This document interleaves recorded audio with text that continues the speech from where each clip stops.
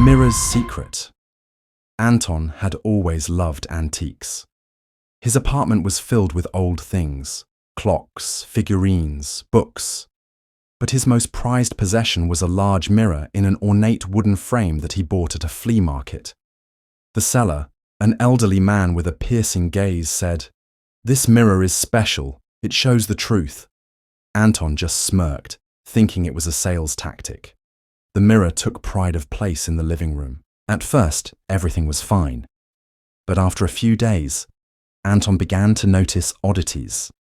His reflection sometimes moved a split second later than he did.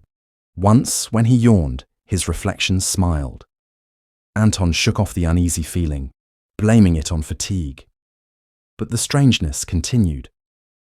One morning, he saw his reflection standing with its back to him. Anton froze. The reflection slowly turned, and he saw his own face, but with a completely different expression, sinister and mocking. He quickly covered the mirror with a cloth, but a few hours later the cloth was on the floor. Anton decided to get rid of the mirror. He tried to carry it out of the apartment, but it was incredibly heavy. When he put it back, the reflection suddenly spoke. "Did you think you could just leave?" Anton recoiled in horror. The reflection continued. "I was here before you, and I'll remain after." From then on, Anton began to lose control of his body. His hands moved on their own. He said things he didn't mean to say.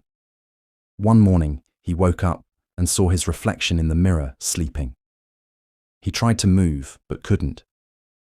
His body no longer obeyed him. Instead, he watched as the reflection got up, smiled, and walked out of the room. Now Anton is trapped in the mirror. He watches as his body lives its own life, powerless to do anything. Sometimes he approaches the mirror and looks at him with a smile. "You're part of the mirror now," the reflection says. "You'll never leave."